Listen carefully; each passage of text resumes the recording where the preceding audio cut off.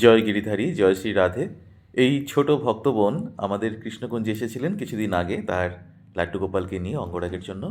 বোনের বাড়ি শ্রীরামপুর থেকে বোন এই লাড্ডু গোপালকে নিয়ে এসেছিলেন অঙ্গরাগের জন্য। তবে লাড্ডু গোপাল কিন্তু বোনের নয়, অঙ্গরাগ কেমন হবে? বোনের ও, একটা যেমন মাসির বলেছিল। গোপাল। তবে এই আচ্ছা, ভক্ত বোনও কিন্তু ঠিক কিছুদিন আছে। আগে তাদের লাড্ডু গোপালকে অঙ্গরাগ করিয়ে নিয়ে গিয়েছিল আমার থেকে। তারপর আবার তার মাসির গোপালকে নিয়ে এসেছে অঙ্গরাগের জন্য। গোপালকে আমার হাতে তুলে দিল বোন। তারপর আমি গোপালের অঙ্গরাগ করলাম।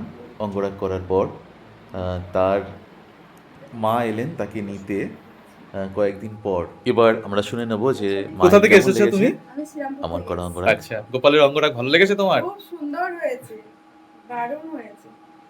বেশ। সবই ওর, ও যেমন ভাবে সাজবে সেমন সবই ওনার সেজে কৃপা। নিয়েছে। একদম।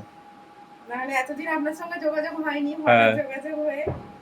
আর তুমি অনেক কষ্ট করে গোপাল সোনাকে নিয়ে এসছো। হ্যাঁ, গোপাল সোনা তোমার মঙ্গল করুক। চল বাড়ি। এখানে মাতাজি গিরিধারীর জন্য নিজের হাতে পরমান্ন রান্না করে নিয়ে এসেছিলেন। আমি গিরিধারীকে নিবেদন করে দিলাম। ভগবান এই ভক্তদের মঙ্গল করুক এবং সকলের মঙ্গল করুক। জয় গিরিধারী, জয় শ্রী রাধে।